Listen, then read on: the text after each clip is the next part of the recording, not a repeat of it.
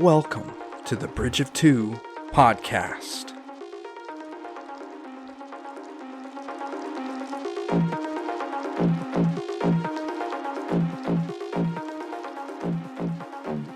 Hello there, hello there, hello there.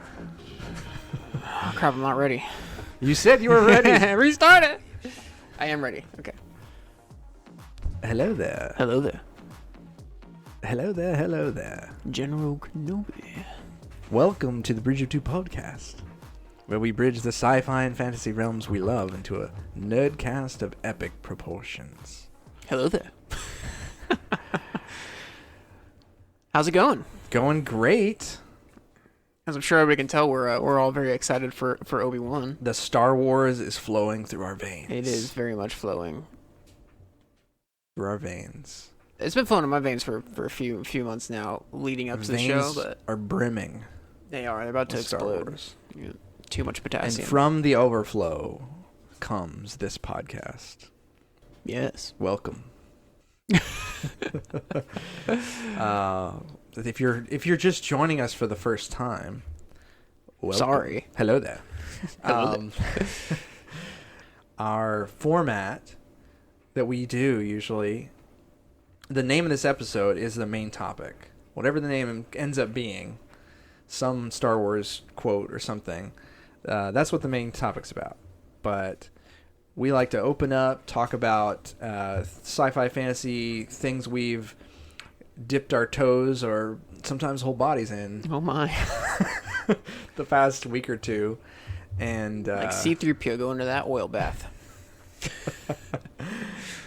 And so it feels so good. Wait, what is that from? He says something. Doesn't C-3PO say, like, when he's about to go into the oil bath in episode 4, the very beginning of episode 4 with Luke? When does he get in an oil bath? I haven't seen that movie in a long time. What? Maybe I blocked out C-3PO bathing. He just gets dipped. It's right when Luke finds the message from Leia. Oh, okay. In R2-D2. Well, anyway. So this is the reason we have this format, so we can have a little bit of let ourselves get all over the place. Yeah, a little bit of fun before the seriousness. And why so talk serious? about what we've been up to, and then we do a drink break. And we drink something we've never tried before. Today we're going to do a Star Wars cocktail that I found. It sounds and we're looks going to make delicious. it, and then we're going to drink it. Yes, we are. We are going to enjoy it. Maybe. Hopefully. See, better than I've never mixed a drink before. It'll probably better than the hard kombucha that we had. Probably. If there's any justice in the world. So, what have you been up to, my old friend? Oh, man. Obviously watching Kenobi. We'll talk about that. Gosh, what have I been up to? Nothing. I've been up to nothing. My life has been full of school, and it's awful. No. No, I'm just a busy man right now. School full. A lot of work, and then clinicals. My clinicals are at work, so back to work. So, back to work again. I've read like another chapter in the Clone Commando series. Nice. So we're really moving along. Chugging along. A chapter in like 3 weeks. I did get that game V Rising. I don't know if you've heard of it. V Rising? Yeah, so it's like a action RPG builder game, kind of. You're a vampire, and you... Okay. So far, so good. Yeah, it's always good when you start off with a vampire. Please tell me the game starts with a vampire rising out of a coffin. It does. That is, you have to do it. You have to press space to rise out that coffin. Man. I nailed it. I don't know where to go from here. Wow, I didn't think I'd be right. But I very, very, very much in the very beginning, because I have not been able to play at all, even though I've owned it for like 2 weeks now. You've only risen. You have done nothing else. I actually played a little bit today. So I rose out my coffin. Have you fed? You can feed on animals, yeah. You can feed on animals and different like creatures and people. I was waiting for you to get to the people. So far, it's been more monsters than people, but the point of the game is, I guess, to just survive. I don't know. It's a PvP game, so it's like you have servers and there's different. Everyone's got a vampire, and like you build a castle, Like, you build your own castle, Good. and you continue to do that, and progress from that, and you craft different weapons. Like, you start off with crafting a bone sword out of bones, then you can go to, like, copper and get cool weapons, and you just go around and you fight different things, and it's fun. It's fun so far. It's definitely, like, a crafting game, so you have to, like, cut down trees to get wood, and, like, destroy stones to get stones and all that. Are you weak to garlic? No, but there is, when it's daytime, if you're not in the shadow, you get burned, and you lose a lot of HP very fast. And I think something about silver makes you not be able to heal. I think I dealt with that today on accident. I had silver in my pack. Oh, really? And it wasn't letting. I wasn't healing, and then I dropped it, and it let me heal. So I'm assuming that has something. Drop the silver. Yeah. So, but it's fun. It's just a fun little action RPG game. Interesting. I'll have to look it up. It's made by the same people who made. I don't know if you've ever heard of it, called Battle Right. That's more of a MOBA. My brother was super into Battle Right, apparently. Okay. Is that how you found out about this game? So I found out through Josh, because Josh was super excited. Shout out to Jew. And it's something that, like, I'm on his server, so we could be able to play together. I think he's actually making a character tonight on there to play. Nice. What's the character name? I don't Jew. know. Probably Atrioc. Atrioc is his name for everything. I'm surprised. That's a good vampire name. I'm surprised that's not his DJ name, because that's a really cool name. Atrioc. Shout out to Atrioc. Shout out to Jew. Atrioc. Just rolls right off the tongue. We can actually say that's right. We can say shout out to Jew again. He's a Jew lives. Jew lives. Hashtag Jew lives. That'll forever. We're gonna post that on the Instagram without telling him. Hashtag Jew lives. He told us to tag him in this episode. You need to tag him with hashtag Jew, then under and one of the hashtags, and be hashtag Jew lives, and see if he notices it. I will. He'll know once. Like 30 times. Yeah, he'll know once we post this episode too, for certain. So. Well, I mean, his handle on Instagram is Jew. So. But that's been fun. Like I said, I've played like 3 hours max of it in the past like 2 weeks. I think I got 2 weeks ago. Okay. And I was on a completely different server when I first played it with Josh, and then his friend started a new server today, so I jumped on that. Or he started a new server and I jumped on it today. Does sucking certain creatures' blood give you different abilities? It does to an extent. See, it gets you stronger with. Apparently, was harvested from my brain. Like if you suck the blood of a brute type character, you get like strength or something like that. If you of speedy type like a deer, you get speed boost, and like but also you have to deal with like having a certain amount of blood, and if you lose that blood, you start losing HP, and then. And like when you leave the game, it's good. It's best to go into your coffin and lay in your coffin that's in your castle, and you progressively make your castle better. Then you get like a wood shop and a smithy and all that good stuff. So I'm just smiling because I just had a headcanon about how this game was made. What was your headcanon? I think this game was made by them. Like they just randomly generated a name for the game, and then they just asked someone. So what game do you think we're making? It's called V Rising. And I said, it's about a vampire, and does it rise out of the coffin at the beginning of the game? Yes, it does actually. That's good. That's good. Write that down. And then it's like, yeah. And so, what do you think would what else do you think would be in the game? Do you like get abilities if you suck things blood, like certain things blood? Yes, actually. That's very good. Write it down. Anyway, though, it's fun. Yeah. There is PvP in it, so you can fight other vampires, I guess. I haven't gotten there, obviously, but good. Something you can do co-op, so there's PvE, so you can fight different bosses and stuff, which is fun. And when you fight a boss, you can actually suck their blood to steal an actual ability. So like you get different magical ability type things. Okay. So like I fought a boss before you came over, and when I sucked her blood. I got an ability that was like an ice bat ability, so I could throw like an ice bat. Okay, ice bat. Yeah. She was a frost archer, and I guess for some reason killing her, I get an ice bat. I don't know. Does the bat explode whenever it hits? It does. So it's like. Are you sure you've never played this game? A bat dies every time. Have you played this game, Josh? I don't know. I think my consciousness is running the game. It might be. Very strange. What about? Can you go to whenever you go to fight other vampires, you go to their castle? Mm-hmm. Nice. I think you can destroy their castle, is partly. I think it depends on the PvP. Like, there's different modes, like PvE, PvP, and then there's, like, hardcore PvP. Mm-hmm. I don't know. I don't even know what type of server I'm on, to be honest with you. Josh just gave me the code, and I joined it. Nice. So that's been fun. Cool. For the little I've played. Other than that, I mean, Diablo Immortal came out on the phone. Okay. I don't know if you know the Diablo games, but I know of them. I never played any of them. it's pretty fun. It seems extremely like spend money to get anything cool or win, and it's just a major it's a major except it's like super expensive. Like one cosmetic thing costs like $15, and it's like that's just it doesn't make sense to me. But it's fun. I mean, it's just a game I just sit down, throw on for like 5 minutes. I'm in the truck before I get a call eventually. So. Yeah. So that's been fun. But yeah, other than that, not much. I'm trying to draw again. I've been really slacking, so I sat down and drew a little bit today. What'd you draw? Still working on a Star Wars character that I was drawing a while back. The Mandalorian? Mm-mm. Oh, okay. Nah, SWTOR character. Okay. I cannot remember his name to save my life. Arcan. So yeah, but that's been my week. Not much this time around.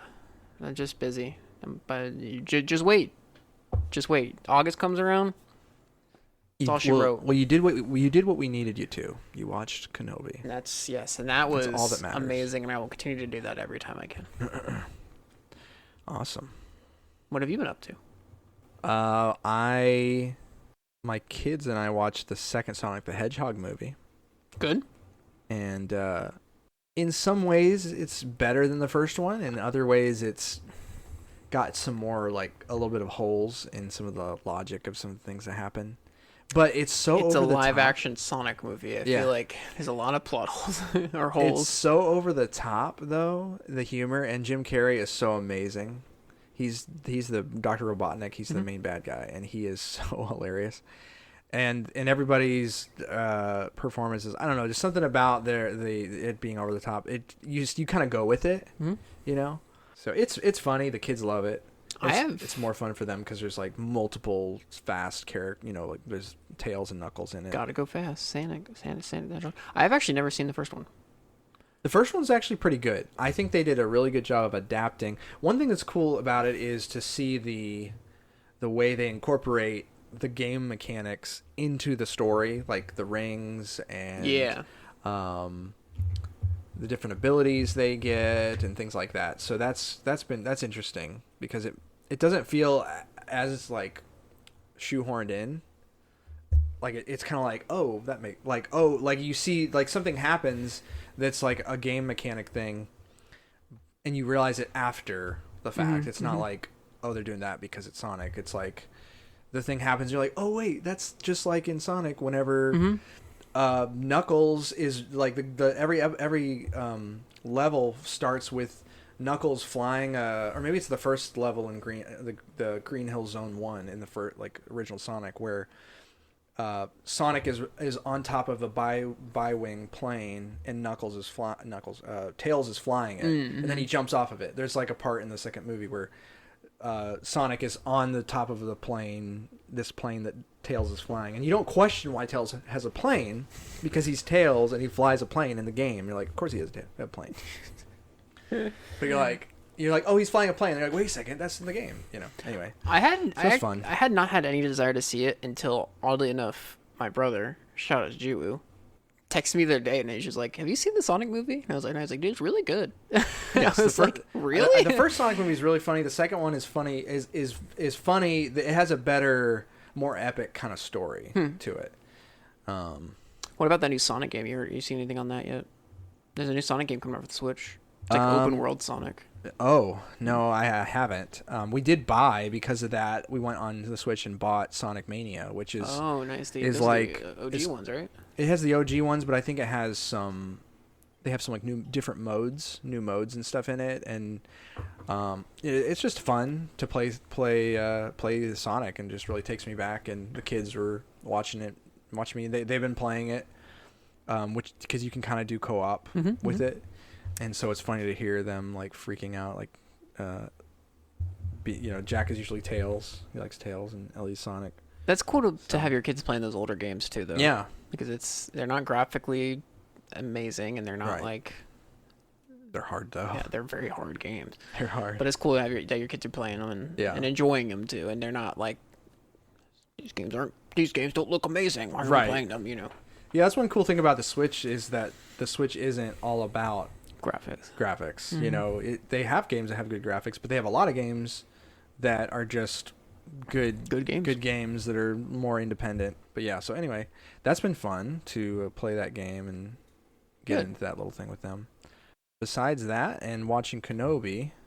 Did you see real quick? Did you see the tweet or the thing going around where like I guess someone that was talking to Hayden and Obi-Wan and Ewan said like I had a crush on Maul, and they both have like crazy faces, and Sam Whitaker tweeted out yelling, "Oh crap! What?" He tweeted out like Kenobi or something like that. Or he kind of taunted them. Yeah. Which is great. Sam Whitaker is such a great human being. Yeah, love that man. Oh, I did start Alloy of Law, the second Mistborn era series. I need to reread those. And definitely into it. Very interesting. The prologue was very intriguing and disturbing. The way they use their magic is really cool too. Yeah, it was really, really cool. The way they talk about different bullets are laced with different metals, and and he like keeps this like a steel push bubble kind of up to kind of like deflect bullets enough.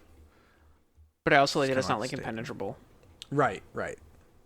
And you have to if you're gonna do anything to a bullet, you got to do it before they pull the trigger. By the point in time because it still moves so fast. Yeah.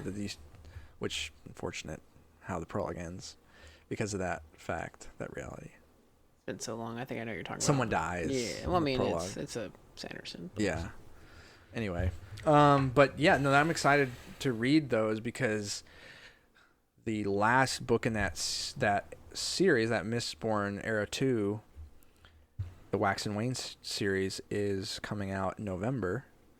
Yes, and they're going to have a release party conference, little mini con, Dragonsteel is, in Utah, and I'm going to try to go. Oh, yeah, I think I might try and do that, too. The tickets go on sale July 11th. Yeah. That would be fun. Hopefully, so the goal would be to have the 3 books read before going to that. That way, if there's any kind of spoiler readings or anything, I don't have to like. I'm sure you can do it. They're not hard books. They're very short. Yeah. They get progressively longer. I was actually surprised how short the first audiobook is. It's 10 hours or something. Yeah, they're pretty short. I'm guessing they probably get longer though. They do. They get a little bit longer throughout, but I think all of them are still shorter than the first Mistborn. The last book is going to be like a mega book though, because Brandon's had too much time to write, obviously. Yeah, so. He apparently like expanded some characters big time and stuff. So it's gonna be that's right. There's a little bit of a cliffhanger too at the end of book 3 that I'm remembering. Exciting! Can't wait. I'm gonna reread those here soon too. Yeah. Besides that, I am in the thick of writing for Mithril. I can say the name. Officially said the name on the podcast. Mithril. Let me pull up my brand guidelines. So Mithril is a serialized reading app for sci-fi and fantasy. So there are stories on Mithril that are sci-fi and fantasy that people are publishing, and they are serialized. So if you found a story on there, you would read the free episodes. If you're kind of hooked and you want to see what's next, you'll get to a certain episode, and then you'll need to, pay to read it. And there's a really cool thing they do called lore cards that I'm really excited to see, because they actually will take an element of the story, like maybe the main character, the villain, and they'll do some art of that, and then they'll do like a blurb about that, so you can get a little more lore without having just a block of exposition in the story. You can come over here and say, I want to know actually like what's the backstory of Rowan, or whatever. Ooh, and that's a name.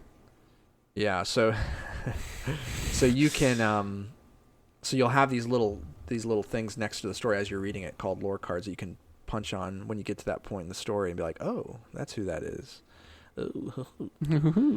It's been fun. It's been fun to get back into like kind of a little bit of world building, because I'm putting it in a part of the world that is a little more obscure. I'm taking it. I was originally going to take it in a similar area that the second book in my series that I'm working on is going to take place in, but I was like, it might be too hard to kind of like make sure certain characters don't cross the paths again, and remember that these characters have already been here before and in the book. And so anyway, I'm just excited about the world building, creating some new little cultures and creatures, and a new kind of storyline, and actually getting to pick up where the story left off with our main character going after his traitorous friend. So I'm excited to read them. I know, yeah, definitely send me so I can take a look at them. And I will. But yeah, so be looking for that. Definitely be looking for that. And go ahead and give the app a download too, just to shout them out. I mean, looks like there's some, looking at it even now, it looks like there's some pretty cool looking sci-fi fantasy stuff on there.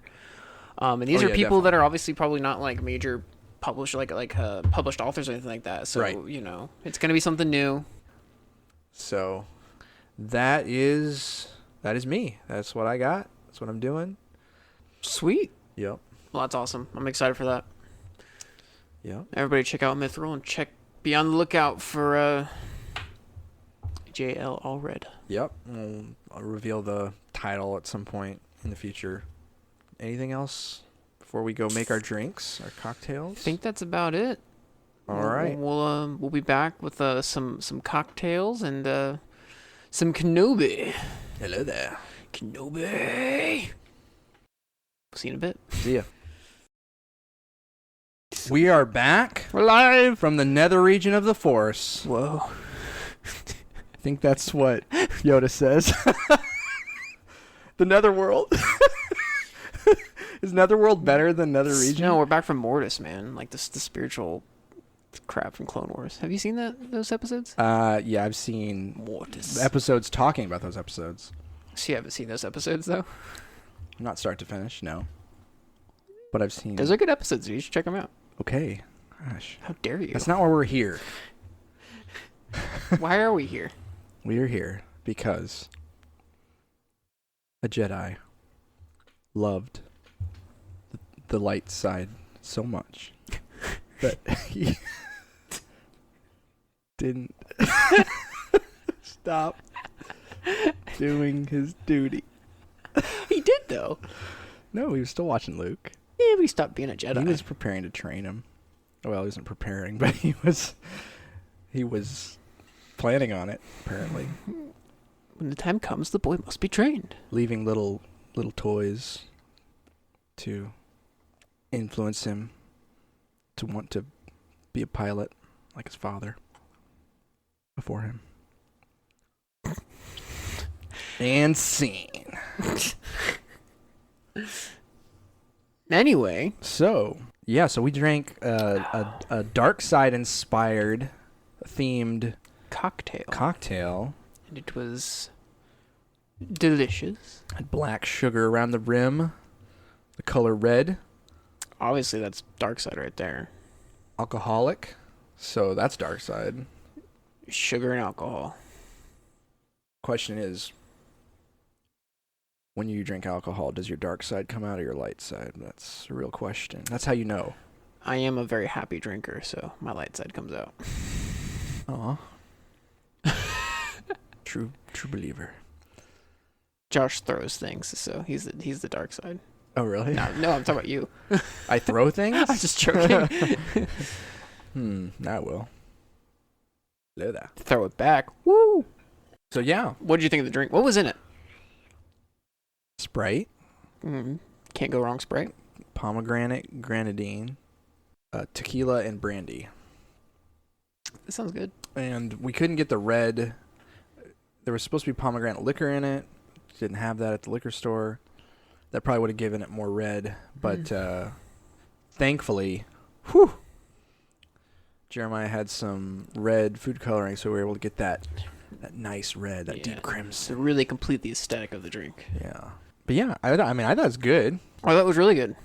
And I feel the anger flowing through me. So I definitely definitely feel the anger flowing through me after our cocktail shaker decided it didn't want to work as a cocktail shaker. Oh yeah. Walmart. Well, that's where you messed up. You're on notice. Well, I mean, Publix didn't have them. Really? Well, we looked Amazon. We looked on Publix. Yeah, Amazon would have, but this was all coming together yesterday in my, like as far as what stuff I needed to get. That's fair. And, Walmart had them. But they had like one kind. It wasn't like there was a lot of options. And the ones they had were not even fully...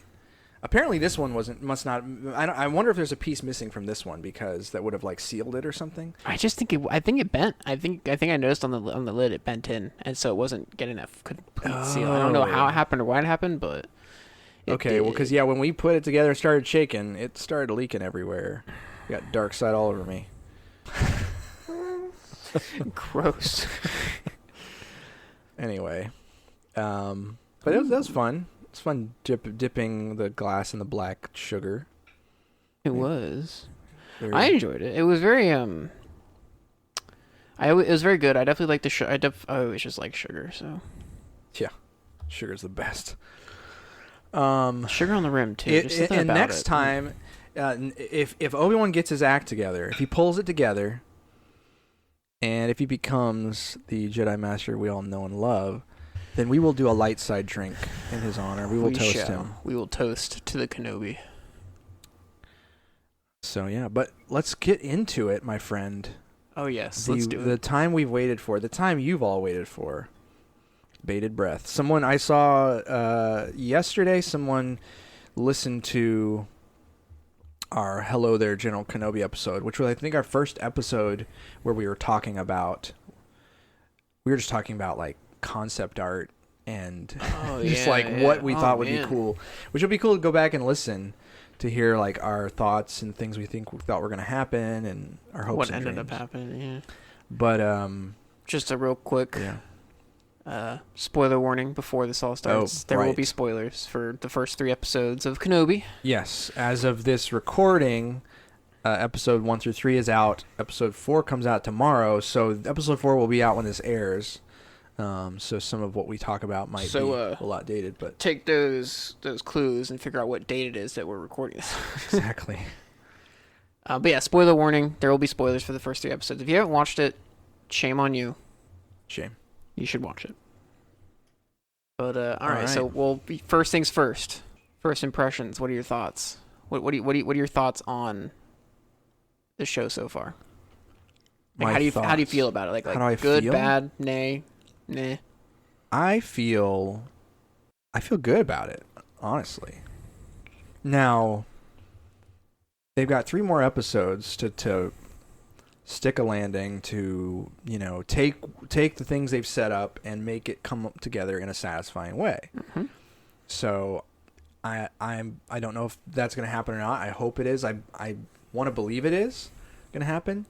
I say to those who are out there who are already saying the Kenobi show is awful, horrible, whatever, you haven't seen them tell the complete story yet, just like I haven't. So I can't say it's amazing, the show is the best thing ever, but I can say what I've seen so far. I like where they're going with it. I bought in to where they're going with it.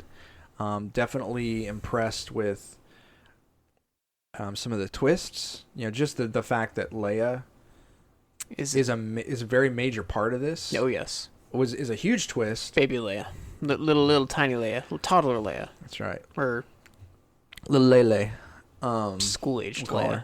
Yeah, little Lele. Luma. Oh. But yeah, so 10-year-old Leia is a main character in this episode, and it turns out to be. Well, before I go any further, what do you think? How do you feel? I like it so far. I agree. We're not done yet. We still got 3 more episodes, so obviously my thoughts could change on it. But as of right now, I'm digging it. First 2 episodes, I enjoyed it, but I was also watching with a group of people, and it was a little bit harder to focus on. But I've gone back and watched the first episode again, and then obviously watched the 3rd one with just my wife, and I'm all about it. I'm digging it. I like it so far, and I hope they can really stick the landing with the next 3 episodes, and I think they definitely have the potential to. All right, awesome. So we're not gonna just play by play all 3 episodes because that would be probably very long. Very long episode. Knowing how we do play by play things, but So we're gonna just assume you're listening to this because you've seen and you've watched, or you know enough about it that you're just like want to hear our thoughts on it. So, but we want to talk about the characters and maybe some of the themes we were picking up on that we enjoy, and just kind of react to it, you know. So,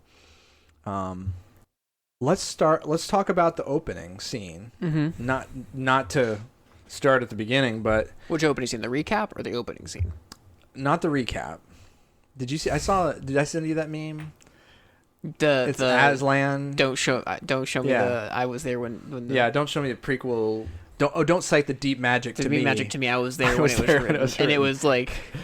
Don't cite the deep magic. Yeah, when to the me, first Disney. episode of Obi Kenobi includes a recap of the prequel trilogy. Yeah. Do not cite deep magic to me, Disney. I was there when it was written.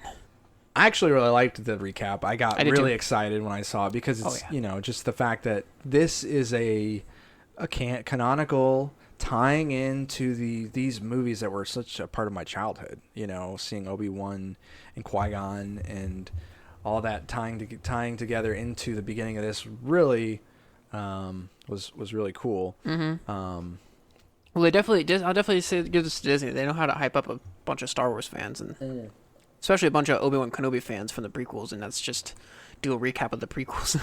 Do a recap of something that we've all seen 100 times. Right. Oh my gosh, this is the thing I've seen. I know this. I can quote all of this. I quote all this. I know this better than you do. Yep.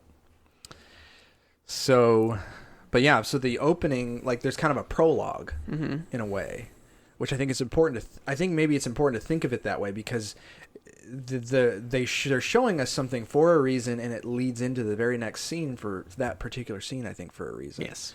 So this is kind of going to open up with a little bit of theory here, but you know, this opens up with Order 66. Kind of getting into the little Bridge of Theories episode now. Bridge of Two Theories. Yes. Whoa. Yes. Continue. Yes.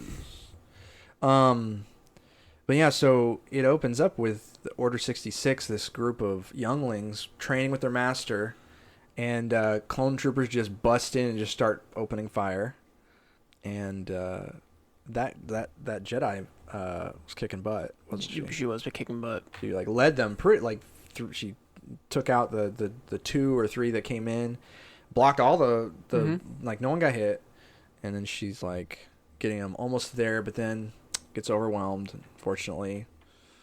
And but these 4 or 5 kind of get a close-up shot on them, and they're like, what do we do? You know, we gotta hide, or I forget what they say exactly, but we run or something like that. I think it was we run. Yeah, stay together. Blah, blah. Oh, that's what it is. Stay together. Yeah. So then they take off. It pans a wide shot of, you can see all these different Jedi fighting and dying and stuff.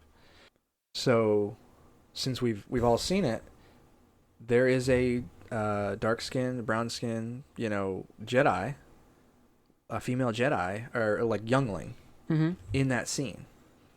And then the very next thing it carries into is the Inquisitor's ship landing.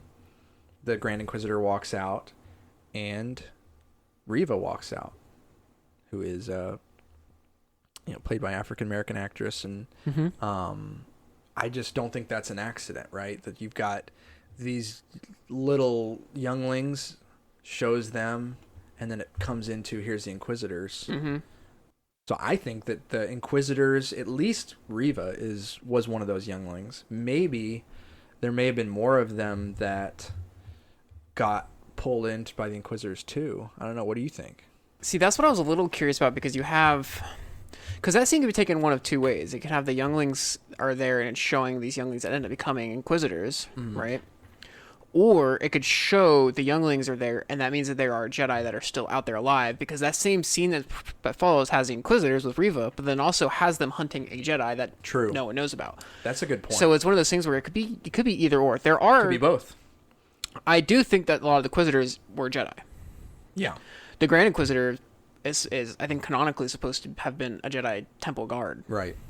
And then I'm pretty sure Reva was once a Jedi.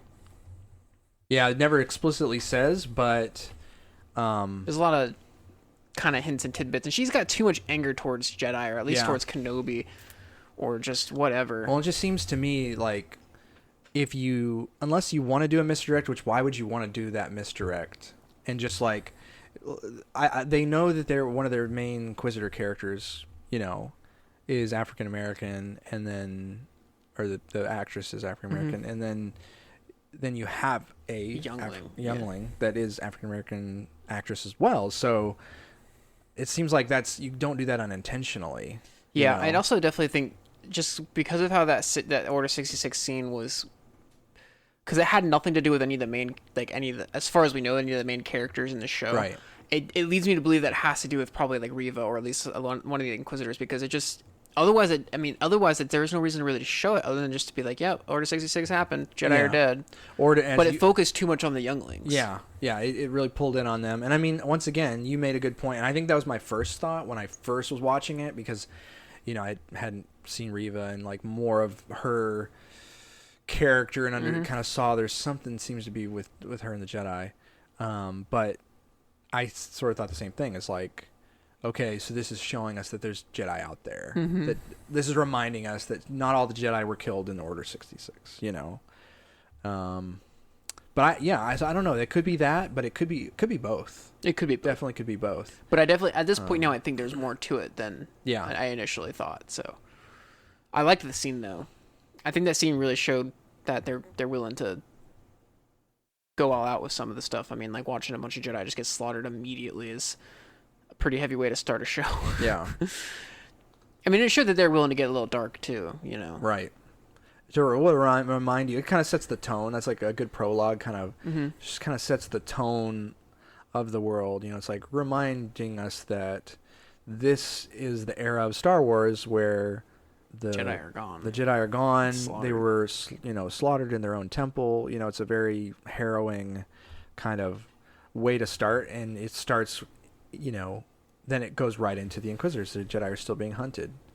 And the Grand Inquisitor has a very interesting view of the psychology of Jedi, and which we talked about, maybe have talked about like just since we've been watching it. They keep saying this line that the Jedi hunt themselves, which they definitely are saying, like the Grand Inquisitor is definitely saying that the Jedi will give themselves away because they can't help but scratch the itch of the Jedi code. And that's how I took that line. Yeah. That's definitely how I took that line. But it has a very interesting double meaning knowing that he was formerly a Jedi, and if some of those Inquisitors, especially Riva, is a former Jedi, it takes on that double meaning of the Jedi hunt themselves because we were Jedi. For sure. So that's interesting. Just another interesting layer of, what they may be kind of baking into the show, So then you also have the scene with the Inquisitors. I thought is interesting, especially as a Star Wars fan, like an Old Republic fan, because the Inquisitors aren't Sith. Right. They're just Dark Jedi trained by Vader to hunt down Jedi, right? The only Sith are Vader and Palpatine, as far as we're aware. But it's very interesting because you can tell from the way they interact in that scene, there's a lot of infighting. It's very Sith-like. Yeah. Just constantly prying for power. Right. Willing to kill each other, willing to take each other down, willing to fight amongst each other. Was very interesting to me. Now I think about, the more I think about it. But you definitely get an interesting view of the Inquisitors in that they're not all just on the same side to do whatever. They're all there for power. Yeah. They have their own, and they have their own motivations, or reasons that they're there, and why they're doing what they're doing. So they show, like with Riva, like here's the thing about Riva, right? It's like she's been kind of a controversial character for sure, because of, I think, Star Wars fans' mistrust of Disney. But one thing we've both pointed out to each other. The way they're treating Riva in the show, like she is very reckless. Like right away, she's the reason that Jedi gets away. They're like hunting this Jedi. She throws a knife at someone, and the Jedi can't help but like stop it before it kills someone. So they see him, but then the Inquisitor wants to question him like a logical human being that wants to find other Jedi. But she's like, no, I'm just gonna cut him in half. And he stops her. And then in the commotion of them kind of... He gets away. He gets away. So you see that, her ambition and her kind of recklessness has this negative... It's not portrayed as a real positive thing. It's, she gets chastised by him. She's got her like brother, or whatever you want to call him, the Inquisitor brother that is below the Grand Inquisitor, that he's like can't stand her methods and all that sort of thing. So you've got this dynamic that she's not really liked because of this kind of rogue element to her. The brashness. Yeah. She's just kind of doing her things her own way. She doesn't respect the hierarchy or anything like that. Well, that's kind of, because that's with her character. That's kind of like my thing with her is I find her she's annoying, and she's annoying because she's so brash. She's so kind of whiny, like, oh, I will get what I am owed and blah blah blah. But I think that's intentional. Yeah. Like, it's not because like the character is badly written. I think it's meant to be written that way because everyone else in the show acknowledges it. Right. They acknowledge that she's very brash, that she's very whiny, and yada yada yada. So I think there's more to it than what we see now, and I think I hope it will get more from her character other than just this whiny character who whatever. Right. I think what she believes is owed is different than maybe what other people might think or what other characters in the show might think. Right. I don't know. I know we were talking about a theory earlier that I won't go into, but I don't know. I definitely think. I think her character is meant to be the way it is right now. Yeah. And so I don't think people should discount it because I think it's intentional. Yeah, definitely. Here's a question that I've seen some people talk about. So, like, one thing people don't have knocked the show for is it's like, is there no information out here on Tatooine? Like, Obi-Wan never heard that Vader was, like, rampaging throughout the galaxy for the last 10 years or whatever, or no one ever came out there from the Empire or whatever. So what are your thoughts on that? I have some, but I want to hear what you So I think Obi-Wan's living as a hermit. We know Right. that from. I think he goes to do his job. I think he leaves, and I think he goes back to his home in a cave. Not only that, he's on Tatooine, which is on the outskirts in the Outer Rim. Yep. And I think about this even now. I'm pretty sure someone even mentions to the Inquisitors, you guys have no right out here, no rule out here. Yeah. The Empire is not out here. So why would Obi-Wan hear that this Darth Vader figure is rampaging through the galaxy? Right. He's not on Coruscant. Coruscant, people would know about Darth Vader. People would know about, or maybe even on Alderaan, all these imperial places. But, like, why is anyone on Tatooine? No, the Empire is not on Tatooine. There's no stormtroopers walking around. Only the Inquisitors when they come. True. It's not like the Empire is not a very, just like Tatooine's always been. Even Shmi says it in Episode 1. The Republic isn't out here. Right. We don't have those laws. Credits. They don't accept credits. We don't, slavery is still real out here because the Republic doesn't rule out here. Right. Same concept. The Empire doesn't rule out here. The Empire has nothing to do with here, so we have nothing to do with this. We don't care. Yeah. So that, for me, explains why, if Obi-Wan has been on Tatooine this entire time, why he wouldn't know that Vader is alive. And especially since, and this will come later, but he seems to have cut himself off from the Force, he wouldn't feel Vader. Yeah. Yeah. That's good. And I did write that comment from that woman down, where the woman that gets her hand chopped off. But I mean, she didn't know really who she was dealing with. She's like, you're not having no rights out here. This is the Outer Rim. We are under the Empire. And so they are establishing, the show is establishing that in the canon, the Empire has not spread its reach out this far to where they're garrisoned out here like they are in A New Hope. And where you have them literally riding through the Mos Eisley and everything. And another thought too is because I think when the Inquisitors first arrive, I think one of the Inquisitors says, like, who we are, Inquisitors. We hunt Jedi. You got to think, if they're the ones that are hunting the Jedi, they're going to be the ones that people are think of when they think of people rampaging or killing Jedi. That's a good point.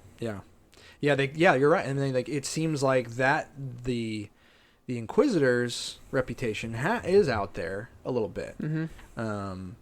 Because I think someone even says something to Obi-Wan, the Jawa, that he's, like, trading with in his hut.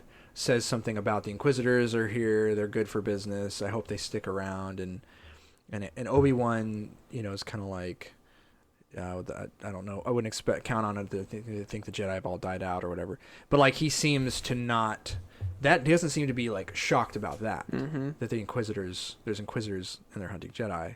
So let's be fair, they would be more known because they're not just going around killing Jedi; they're killing Force-sensitive kids. Yeah. So that would be more widely known than just Darth Vader, who is, right. As far as everyone's concerned, the Emperor's right-hand man. I'm pretty sure. And that's the other thing too, is I don't know the geopolitical aspect of the Empire as far as how everything is viewed. Like how is Vader even viewed anyway? Is he just an enforcer? How many people actually know about him even in Coruscant? Yeah, right. Because I've always kind of been under the impression that like the Imperial Navy and Army and all that, they understand who he is, but like the citizens don't necessarily. Yeah. Well, even in the original trilogy, there were people after he'd been at large for 20 years, there were like high-ranking people that considered the Force and all that stuff completely superstitious until he Force choked them to death. So yeah, threaten us with your sorcerer's ways, Lord Vader. I think so I think that it's pretty fair to say that it's not like a very it's not in any way canon breaking. So yeah, that doesn't bother me that he didn't know until then that Vader was alive or a thing. Right. Or Anakin or whatever. So let's get to our title character. Our main man. My guy. Ben Kenobi. Ben? Good old Ben. Hey, Ben. Obi-Wan Kenobi, you're my only hope.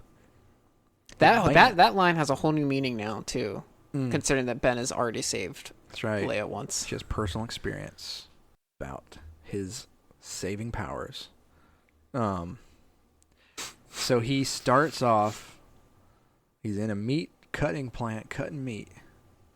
What a guy. And now he keeps, this is something I just noticed, but he keeps like wrapping up a piece and like shoving it in his shirt. Is he stealing or is that? He's stealing and no one noticed. I don't know. Like everyone's around him. I'm like, is he, or do they all get to take a I'm assuming home? he's stealing. He's just like in I daylight. also just like to assume that he's just stealing. like, yeah, I'm just gonna steal this. No one's gonna do anything, and no one's gonna notice. But yeah, you kind of see they establish right away. This is no longer our he's not Jedi trying to general. fight back. He's suppressing the urge to speak up against the foreman that like is shortchanging this other guy what his rightful wages are. We're no longer getting the Obi-Wan, the peacekeeper Jedi. Right. We're getting Obi-Wan, Fight the is fallen over. Jedi. Yeah. We lost. Yes. Exactly. You really get that. You really get that when you get the runaway Jedi. That. Right. What happened to you? It's like, dude, come on. Yeah, I mean Obi-Wan. There's literally a scene where Obi-Wan is telling this other Jedi is like, recognizes Obi-Wan. Yeah. It says like, we You gotta have the wrong help. person. Yeah, we gotta help, and we gotta do all this and yada yada yada. Obi-Wan's, you got the wrong person. And finally, it's just like, you want my advice? Go take that lightsaber and go bury it out in the desert. Right. We gotta hide the just Jedi. go live your life. Go live a normal life, and you have to just let go of those impulses. Yeah. You know, the Jedi are done. The Jedi are wiped out. Yeah. We lost. And that scene really shows psychologically where Obi-Wan is in this moment. I don't think it's just a sense of trying to protect Luke. I think he literally we lost. He's like, I have to move on. And part of it too, I think, the fact that he believes that he killed Anakin. Like, he believes he like that's kind of like where it ended for him. Like he kind of was like, I'm done being a Jedi now. I did the hardest thing I ever had to do as a Jedi, and I'm done being a Jedi. Mm-hmm. Except he does talk to Owen in one scene about that he's expecting to train Luke at some point. I think he still believes. But that's his duty. Yeah, I think he still believes he has a duty to Luke because of what he. And probably part of it's because of what happened to his father. Yeah. But my gosh, that scene's heartbreaking in itself. Yeah. Owen's ruthless, man. Yeah. You don't care about him. You just care if he's showing. When the time comes, the boy must be trained. Yeah. Like you trained his father. Right. Ugh. Like, what a way to stab someone in the heart. Yeah, for real. But, can we talk about, real quick, I know we're talking about Owen. Can we just take a quick aside and talk about Owen? Just such a, don't get a lot of time with him. Right. But man, excuse my language, but what a badass. Stands up to the Inquisitor. Yeah. And it's just like, I'm just a farmer. I don't know any Jedi. I hate the Jedi. And he even says, like, I hate the Jedi. Right. I have no love for the Jedi. And Jedi are scum. I don't have scum on my farm. Or something like that. Or trash. Yep. And to the point where she is starting to kill him. And he just stands there just like... Right. He's got his hand on his hips. Yeah. Do it. You know. But he also protects Obi-Wan. I mean, it's a very... He very much feels like the Owen of A New Hope. Oh, yeah. You know? And clearly there's like... I don't know. Like they obviously, was it Obi-Wan says to him, we talked about this, you know. So there was some kind of conversation at the beginning, but at this point, Owen has decided what's best for him is this guy's out of his life. He just has a normal life. And it gives a little more insight into why Owen is so insistent on Luke staying on the farm in Episode 4. Right. We're getting a little bit more into his psyche and how he feels about everything. It's his way of trying to protect. He even says, like, Anakin shouldn't have joined the Jedi Order. He should have stayed on Tatooine with his family. Yeah. You know, and so that's why Owen feels the same about Luke. Luke should stay on the farm, stay on Tatooine with his family, not get involved. Become a racing legend. Yes. Beggars Cannon, back home. We also get, and one of the things throughout the show that we get is, even though Obi-Wan is clearly avoiding, trying to use the Force or practice as a Jedi or anything, he is kind of reaching out to Qui-Gon. Like he's saying things to Qui-Gon. He has a bad dream, a nightmare about, just like memories. And then, he says like, help me, master, or something like that. And he does that in various episodes. You never hear Qui-Gon talk back. You never see Force Ghost Qui-Gon. But he's clearly trying to reach out to him. My wonder is Qui-Gon talking into his head and they're just not letting us hear it? Or do you think he's reaching out and he's just not getting anything back? I think he's reaching out and he's not getting anything back. And thinking about it now, I think part of it would be because he cut himself off from the Force. I think now that now that he's starting to he's starting to use the Force again, he's starting to kind of, I don't know, not turn it back on, but turn it back on. Yeah. I seriously hope and think that we'll get some Qui-Gon, at least Qui-Gon voice. I think so. I think we will. I think they're pushing it too hard to not, and I think if they don't, they're missing a strong opportunity. Yeah. Even just a voice. I don't even need a full ghost Qui-Gon. This is kind of a side thing, but they did just announce they're doing like an animated thing, and Liam Neeson is going to voice Qui-Gon in it. So it's like, if he's going to voice Qui-Gon in this animated thing, what would stop them from getting his voice for this show? So I think that is going to be I think it is building towards that, and it would make sense, and I think Star Wars fans would be 100% on board if that was like a big turnaround moment for Obi-Wan. And I think that's what I would be happy with that, of like, because obviously, jumping ahead a little bit, we've seen things happen. We've seen him not be the pet. He's not the Obi-Wan we remember in Episode 3. He's definitely seems like a lot weaker, a lot less sure of himself, and everything like that. And I think having Qui-Gon there to kind of talk with him, kind of like Luke did with Obi-Wan. Yeah. Well, we'll give him a little bit of a turnaround and a little boost to get back to where he needs to be, to get that, because I think right now he's also just not fully into it. I think he's not into it. He's still so. I mean, we are getting post Episode 3 having to, what he believes, kill his best friend brother, PTSD Obi-Wan. Yeah. I mean, he is broke. This is a broken Obi-Wan. Right. So he's not going to be fully in it. He has lost his way. Right. And I think, and people who don't like that and think that's wrong. He buried his lightsaber. I mean, he I think that's symbolic of, and a lot of his behavior is symbolic of, like, he hasn't dealt with all that. He has just suppressed it. Yeah, he's which is why he's getting those flashbacks. Right. And people who don't like the broken Obi-Wan and And I think I've heard some people kind of, I don't remember, I might have heard someone kind of compare it to Luke Skywalker in episode 8 of like, that's not how the character would go. I disagree. I disagreed with, I don't think that how the Luke thing went was right. I don't think Luke would have turned that way. But I do think that this is on character for Obi-Wan with what all that he went through and all that he happened. I think that we are absolutely getting an Obi-Wan who's broken, and I think it fits with the world. Well, Obi-Wan's trauma far exceeds absolutely what Luke was doing. I mean, Luke is obviously traumatic. Your Padawan kills a few of the people you're training or whatever. Whereas Obi-Wan, like, this was like his brother. He knew him since he was a child. The whole Jedi Order came crashing down because of it. He had to kill him. He had to be sent to kill him. I mean, Padme dies in childbirth. I mean, like, all these very traumatic things that happened to Obi-Wan.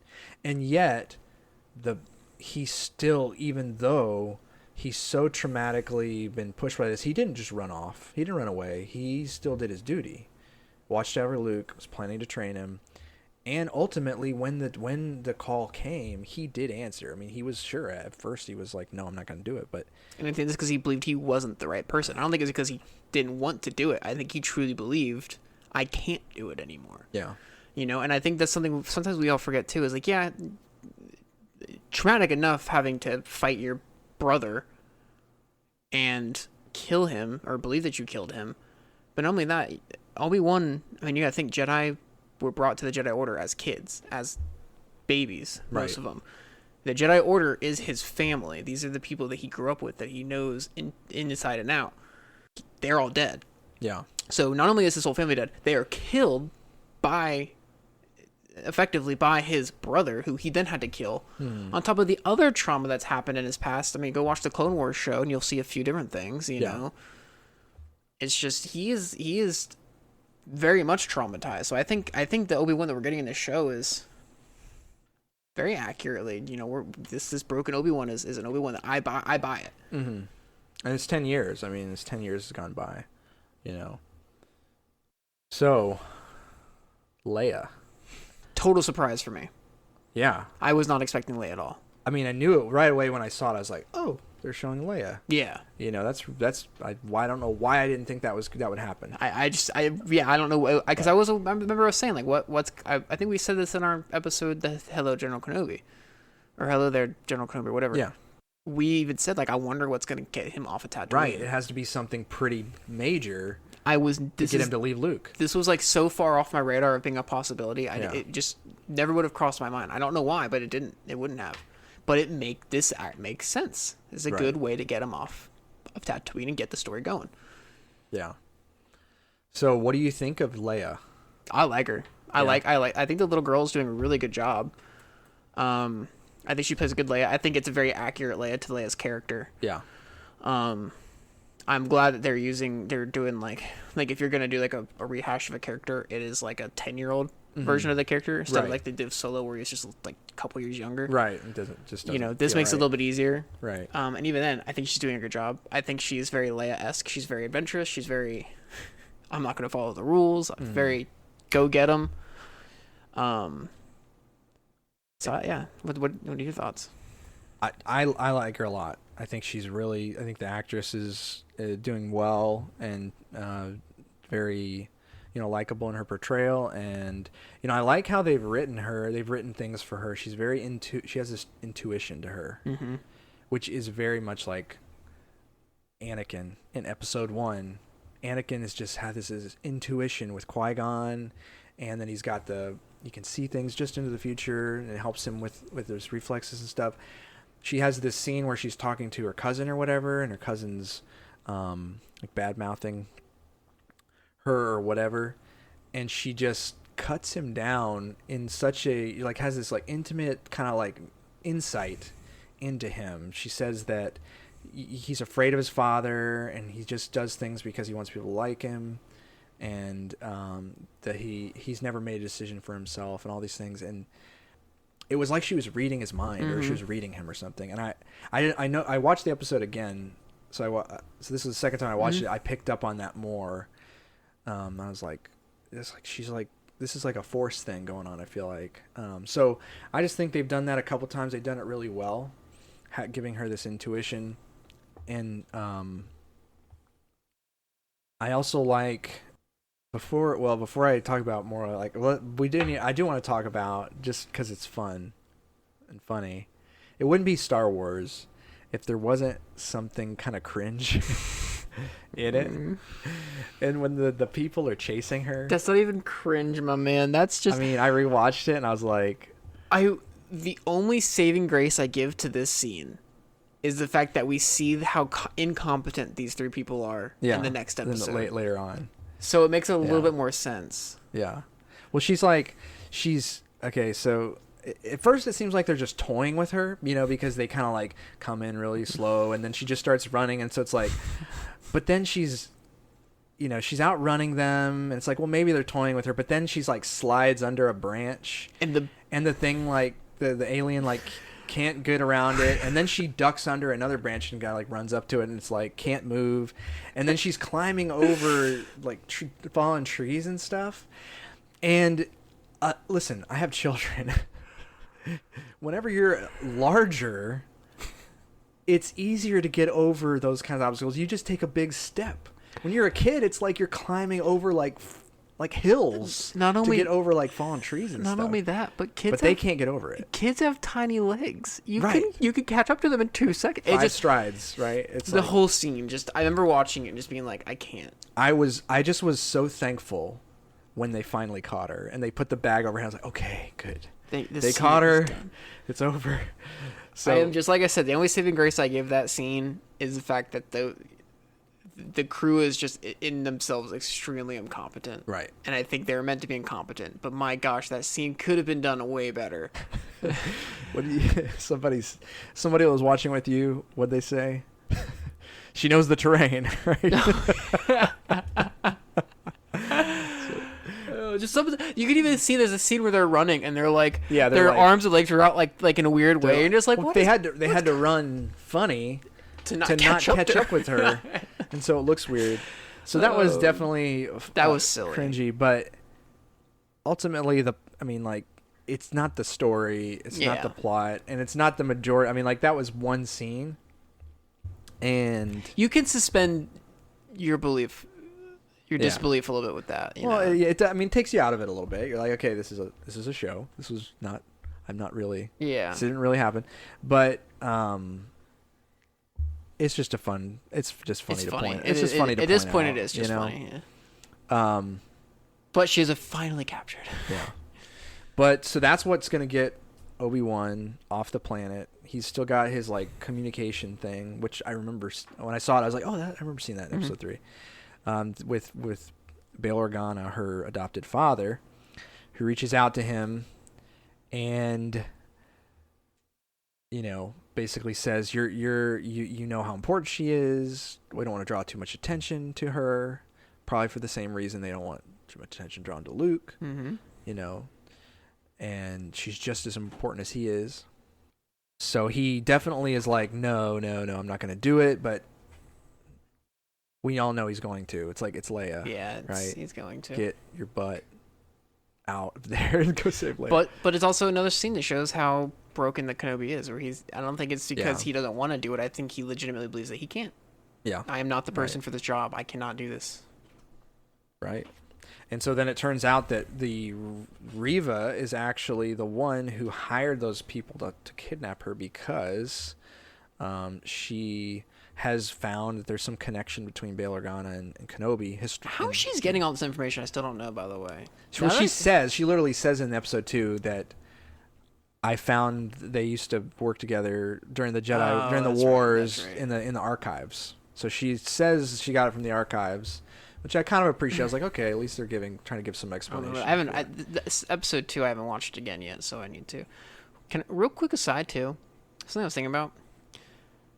Can we just talk about or just at least bring attention to the fact that Bail Organa, that actor has consistently played Bail Organa in every single piece of Star Wars, and it doesn't seem to be mentioned ever. Like, he's just in every movie, every show that's live action, like the actor's just there. Are you saying like he deserves more props? Just like I don't know, just like how we're like everyone's like, oh my gosh, they got Ewan McGregor back to play Obi-Wan. Right. They got Meanwhile, Bail Organa. Well, meanwhile, Bail Organa has just been in literally everything that has to do. Yeah. Like he's in Rogue One. I don't even like a well-watered fern. Yeah, it's just I just appreciate it. I appreciate the actors just there. Yeah. I just appreciate him. I appreciate he's just that guy. there, give you comfort, to remind you. All I'm saying is that I appreciate that guy. I appreciate him. Hey, come back and do it. Appreciate you. We don't know your name, but I actually don't know what is his name. What else has he been in? Any other movies?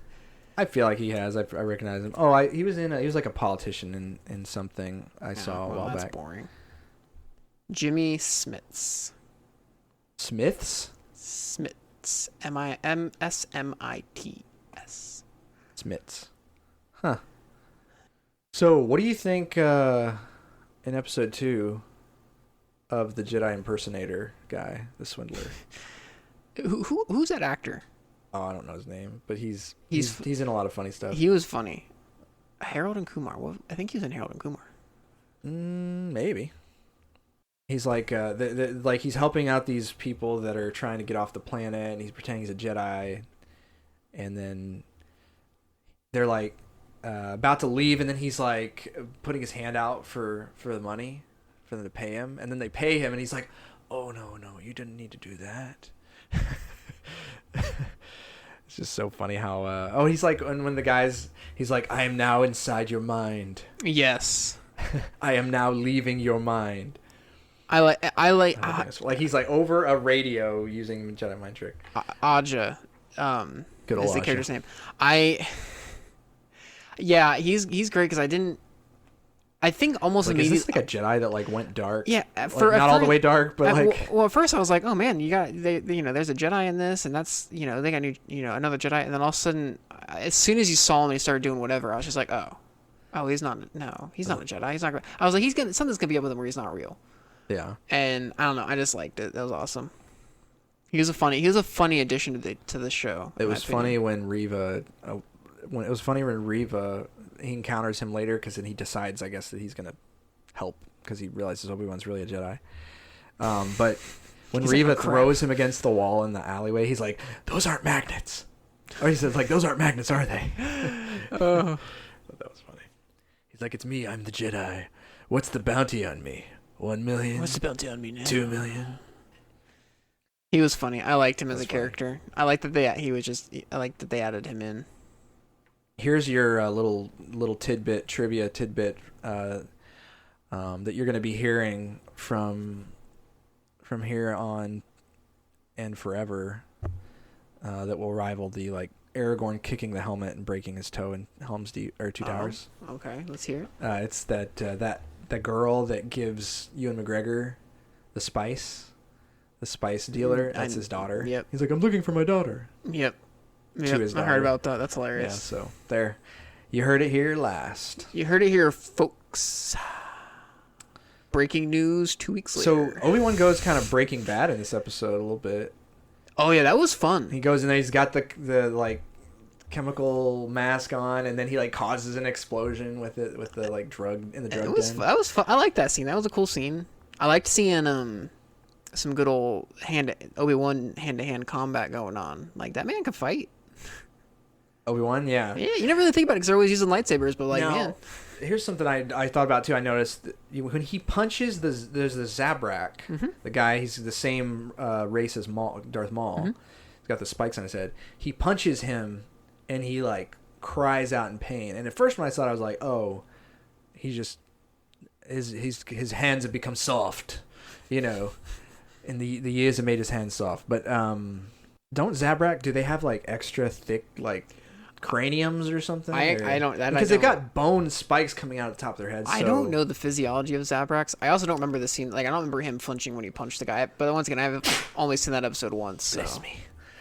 Yeah, he doesn't flinch. He punches him and he goes, "Oh!" Like that. Interesting. That's exactly how he sounded. Impressive. Nailed it. Most impressive. But I like that scene. No, I don't know. I can Google it. Zabrak physiology. Work on that for me. Yeah. Jinx. No, yeah. I do like that scene though. It was just it is a cool scene to watch because once again you're so used to Jedi using their lightsabers. Yep. There's a whole Reddit thread about Zabrak Dothamirian physiology. Oh, good. You have to go deeper. But yeah, it's just cool to watch some hand-to-hand combat between, Obi-Wan. He shows that he can... Throwing bows. Yeah, he can fight, man. He's like blindside elbows at one guy in the face. Boom! Whoa. He's like, I got a little lost. Elbow! And then he gets to spice everyone. Throw the spice down. Everyone bleeds. And then throws down. He gets that nice one-liner. Throws the spice down. Everybody gets high as a kite. He steals away with his lightsaber. So. Ooh, here you go. Zabraks have 2 hearts. What? Just shattered my entire universe. Is a heart within a heart, or is it like both sides of their chest? Heart in their head. Oh.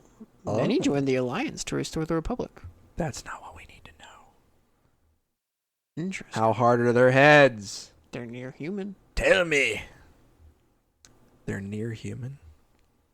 That had evolved to be tough due to the nature of their homeworld, Iridonia. The species was carnivorous and had 2 hearts, which allowed them to pump oxygenated blood around their systems more quickly than other species, meaning they can go faster for longer.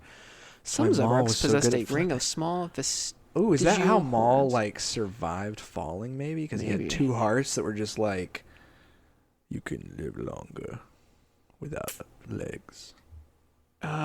Thickness varied enormously across the species. Zabraks could be force sensitive. Nothing about the thickness of their skulls. Sorry. Did you notice when Leia? So Obi-Wan gets away from those guys and he finds Leia. She clocks him as he walks in the room, which is amazing. But then he's grabbing her because she's trying to run away. She yells, "Who are you?" And she's grinning. She's completely the actress's broken character a little bit. It's so cute. Oh, that's cute. Where she's like, "Who are you?" And she's a half grin on her face as she's yelling it. I gotta go back. I want to go back and watch that episode because a lot happened to that episode. Yeah. But so he gets Leia and convinces her come with him, and then hilarity ensues. No, I love the interactions with Obi-Wan and Leia. Multiple times in both episode 2 and 3, you get Obi-Wan making references to him reminding her of someone.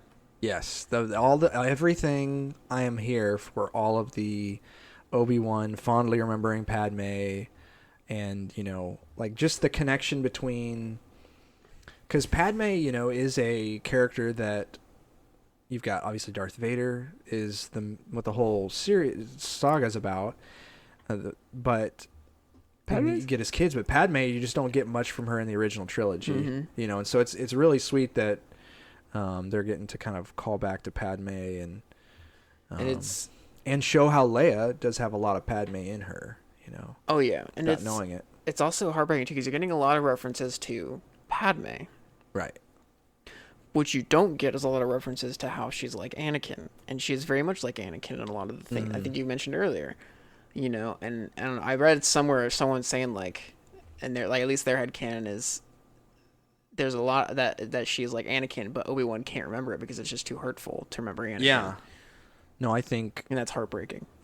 I think I may have seen that, and I think that's definitely a possible... I think that's a valid, way of thinking about it. Oh, yeah. That he's just thinking of the tragedy, the tragedy all around, and knowing that Padme's gone, I thought that he keeps making these references to Padme, and I thought... It sort of makes me think, I know they got time together in the actual prequel movies, but there's a lot more. They have a lot more of a relationship, a lot more time as friends and whatever through the Clone Wars TV show. Absolutely. And I almost feel like in a way, him referencing all this knowledge he has about Padme, about how she would behave like this and she could be stubborn and all these things. Points to that they're not just referencing the prequel movies, they're referencing the canonical stuff from the Clone Wars as well. I would 100% say so. which makes makes his pain over Padme even more real, because it's knowing that it wasn't just like these two missions that they happened to be near each other, and then she was a senator, but there was like a real like friendship there. Yeah, I think if you just watch the movies, you don't fully get the understanding of how hurt Obi-Wan is about Padme as well. I mean, in the Clone Wars, I mean, they were friends. Yeah. Yup. Someone has a question? The audience? No, I have something to say. Can we just clarify? Was that a thing? Okay. No. Oh gosh, that definitely needs to be cleared up. Like, no, that's not. There's a scene in the third episode where they're talking, and I think Leia says something about like, "Are you my dad?" She basically is like believes, because he keeps talking about her mom, and it's like, "You're my dad, aren't you?" She calls out that he knows her mom. Yeah. And she's like, "You're my dad, aren't you?" And he says, "I wish." Yeah. And I guess some people, and I think I've seen online too, some people think like, oh, that means that Obi-Wan had a crush on Padme or whatever. Nope. I didn't see that as that at all. I Yeah. saw it more of just like I think he's just hurt about the fact that she doesn't have her father or her mother. Right. And that he could sit there and say that, yeah, I am your dad, and that you have family here, but I'm not. Right. Well, and probably thinking too, like, I wish that your dad wasn't a psychopathic, an evil piece of crap. Sith Lord. Like, I wish the reality wasn't so much worse of who your dad is. I don't think Obi-Wan had a crush on Padme. Obi-Wan had a crush on only one girl, and her name was Satine. Satine, yeah. No. Yeah, Satine. That's right. Sabine is the other one in Rebels. Right. Satine. Anyway, yeah. So, Anywho, but yeah, I love Rey. I love all the interactions with Obi-Wan and Leia. Some people I think have like had issue with Leia, and especially in the third episode, they think she's like being too bossy or too just talking too much more than Obi-Wan. I mean, she's acting kind of like. She's acting like she's, comes from privilege. She's acting like Leia. And like you saw how she treats her parents. Yeah, she's like, acting like she takes her parents what they tell her as a suggestion, and I think she's in character with it, and I think Obi-Wan is still rather timid with everything. Like, he's still psychologically scarred. Literally in this episode, right prior to this scene where she's talking more, he sees an image, a vision of Anakin in Jedi robes standing on a hillside. Episode 3. The man is broken. Right. Well, yeah. Imagine. With you're carrying all that guilt around, you're not going to be really hard on the daughter of the person that you feel so much guilt about your role in their downfall. He's also just going to be a little bit more quiet when it comes to talking to other people, or like when the stormtroopers hopped in the back and she was being very vocal and he wasn't, like. Or even talking to the driver. Like, Obi-Wan didn't want to go talk to the driver of that thing in the first place. Like, of course he's not going to be out there very outspoken. I don't see it. I didn't bother me at all that she was just as talkative and kind of leading the show. That just felt like a young Leia to me. What do you think of so Reva at the end of episode 2? So like we need to talk about this. Well, they have the whole one thing I wrote down, I love I love that Leia, when Leia's doubting that he's a Jedi, she's like, "I want to float, make me float." That made me think of my daughter so much. So it's something she would say. Someone else is floating in episode 3. That's true. Someone got to float. A couple people are floating. We all float down here.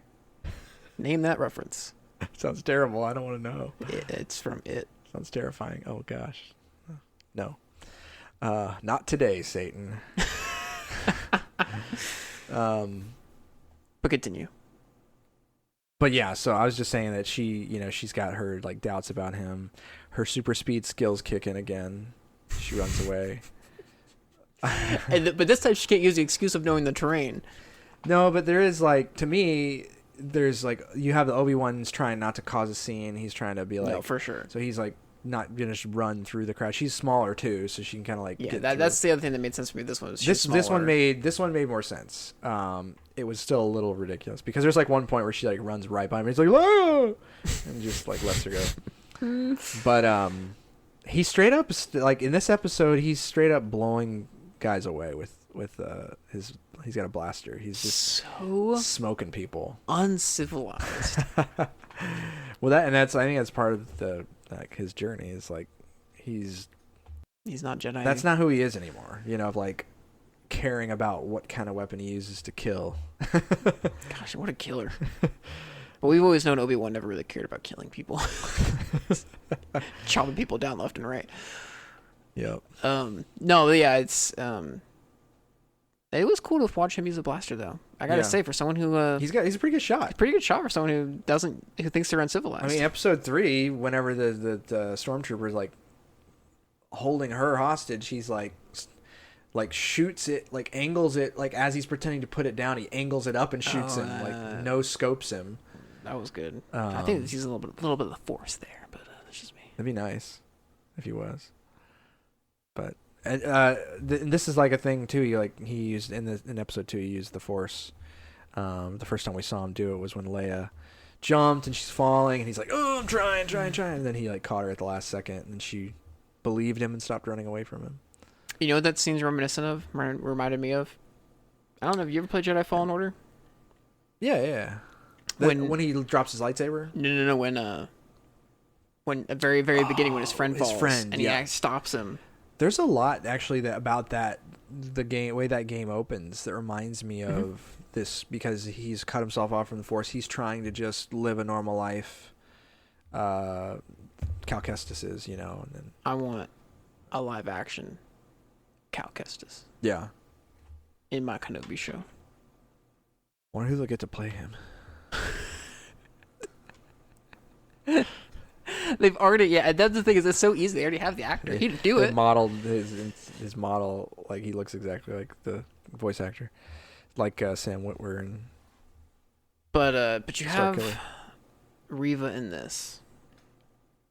Reva's obviously hunting him down. The other Inquisitors come. You have the Grand Inquisitor coming, and they're like, "No, you're done. Leave us to us." The Grand Inquisitor actually says he's gonna like take credit. He's like, "I'm gonna get you Obi-Wan, and I'm gonna get credit." And that's where you get a little bit more info about Reva too. The Grand Inquisitor even calls her the lowest of them all. She's sitting there fighting with I will get what I'm owed, and all that. And you can she's got some weird thing with Obi-Wan, and that's the thing, is I can't tell if it's because she knows that it will get her notoriety with Vader, right? Or if she has some sort of vendetta against Obi-Wan. I just don't know. Yeah, I think I'm leaning towards, two options. I think she's got to be trying. It's got to be a revenge thing to me. Like, I don't think she just wants power. That she just feels like she's owed power, because she's being so reckless. Yeah. I think she may want to get close to Vader, and I think she may want to kill Vader, because. Spoilers, she won't, but she won't. But the reason I think that is because once again, I think she's one of the survivors of Anakin's massacre at the Jedi Temple. I think that's part of the reason why she knows he's Anakin, is because she saw him.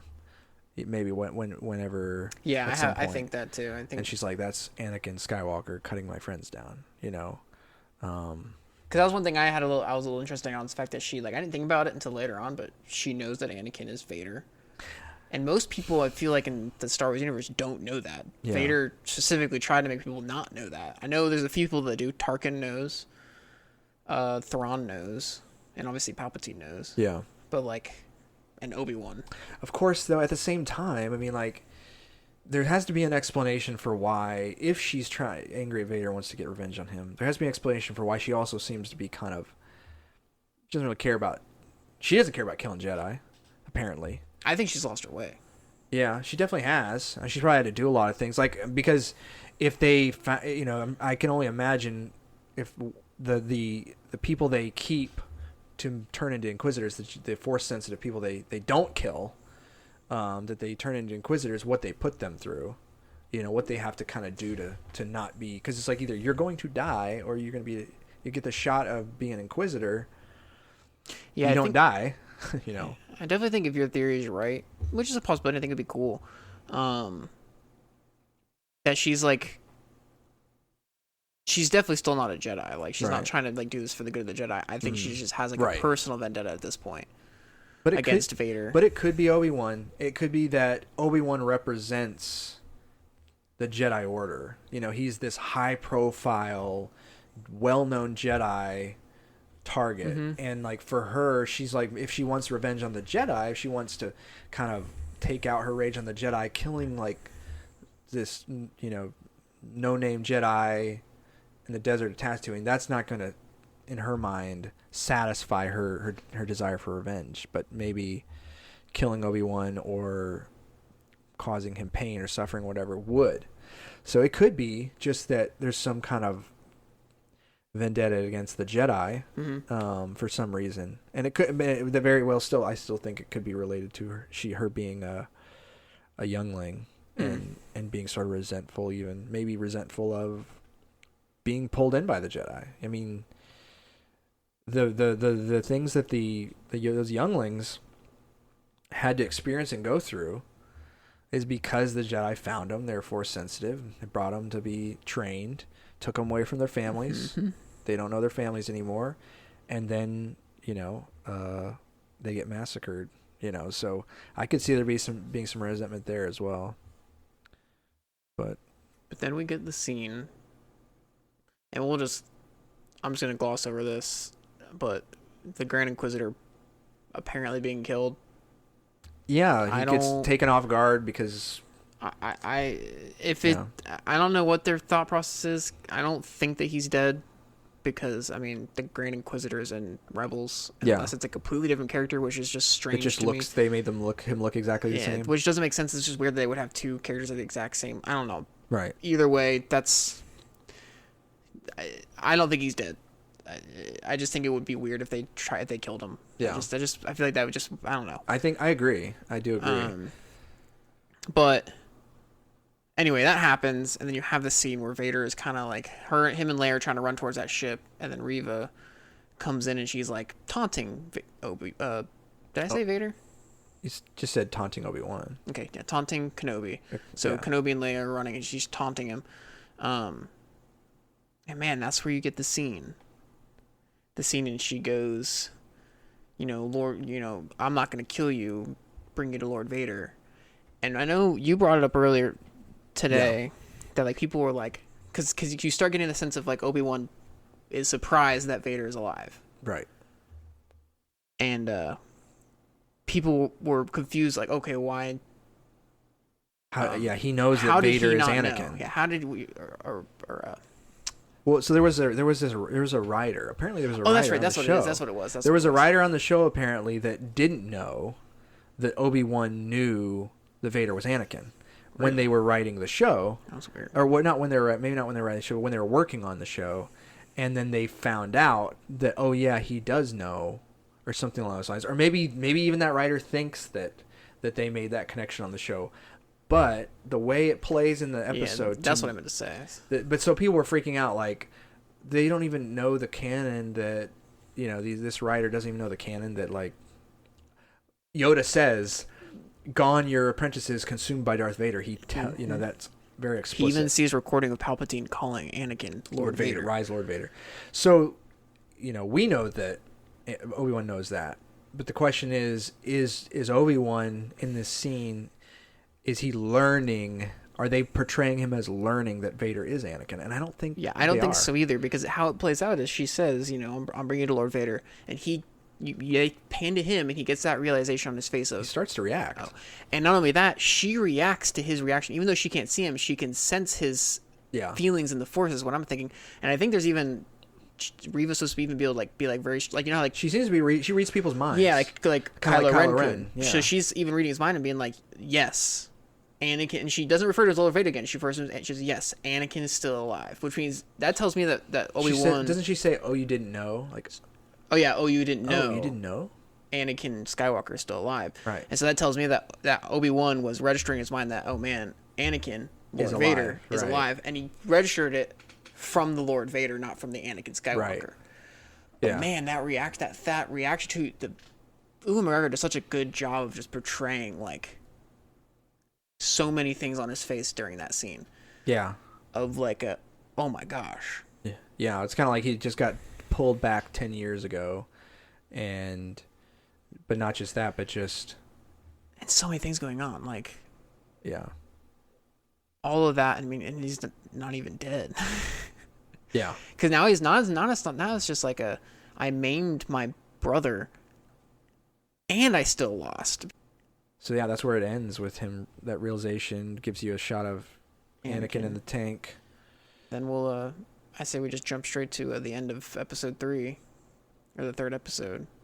To the fight, you mean, or Yeah, it was to that fight, you know, because now we get to the point where, episode 3 and Leia and Obi-Wan are on this planet that the ship they got onto brought them to, and they're trying to get off, and they find an Imperial agent who is helping smuggle Jedis. You had a cool scene of them in that little safe house, and like, I guess other Jedi have been there, and they actually Quinlan Voss is mentioned by name, which is really cool.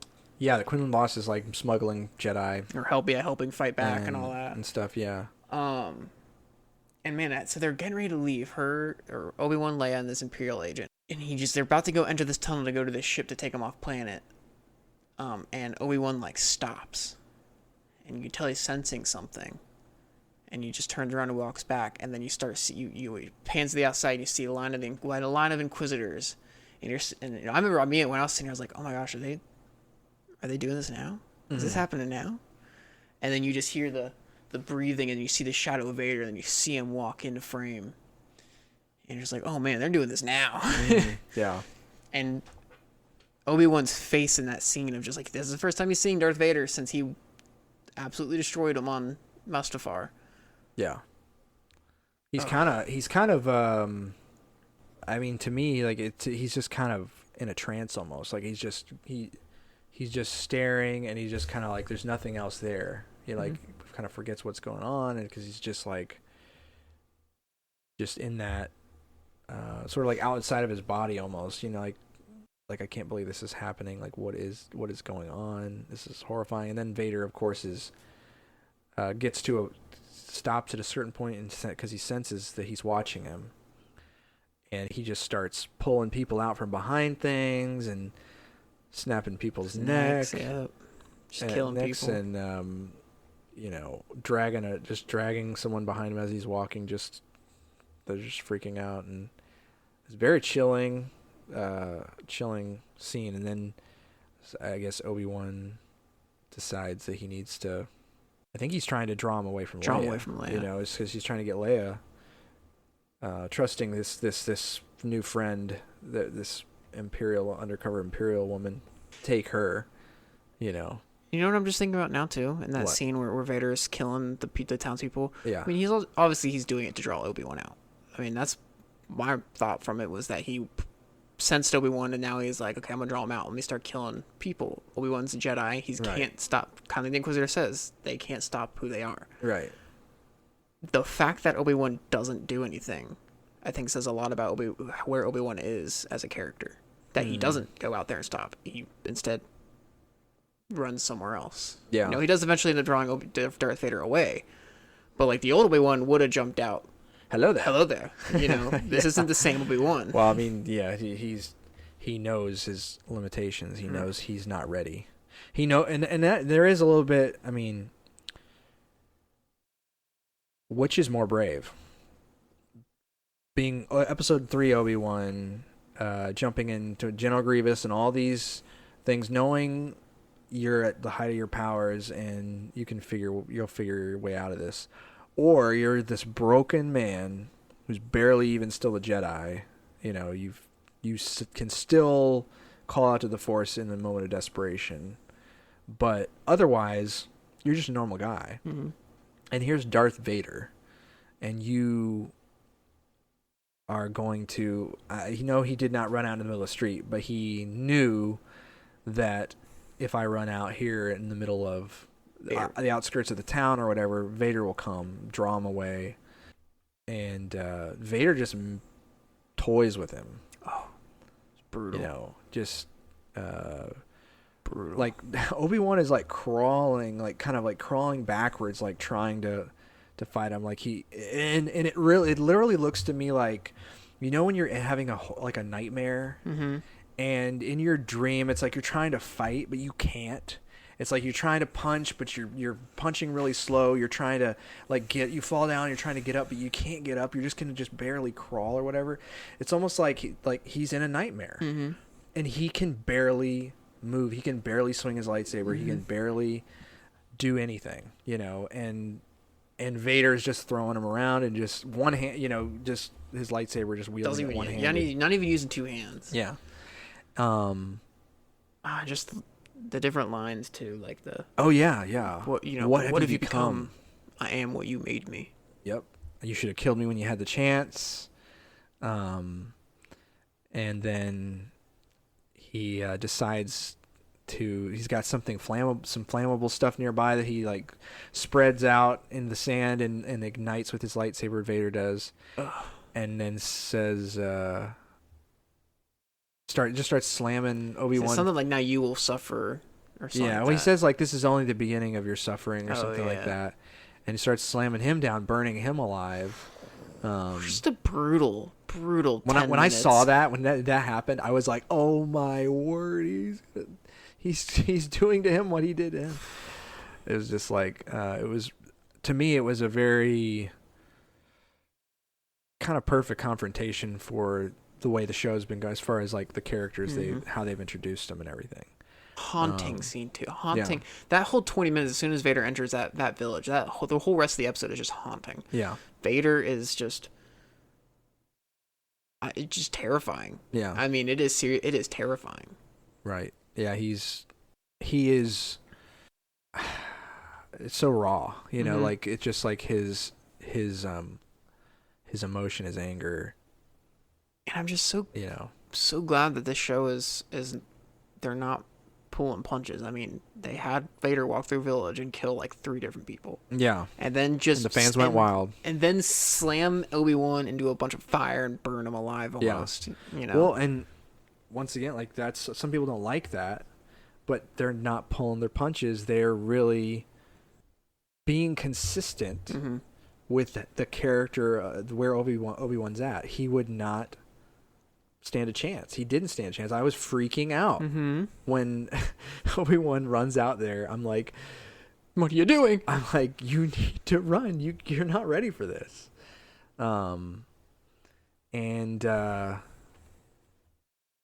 He only survives, I think, because Vader lets him go. I mean, this is another thing people griped about. It's that woman that was helping him, she's up sniping down, and she shoots a thing that explodes and reignites the fire.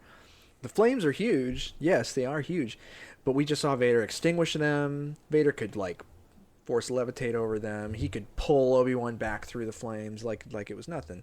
So, and I don't think that the writer suddenly forgot that. I think that there was maybe not.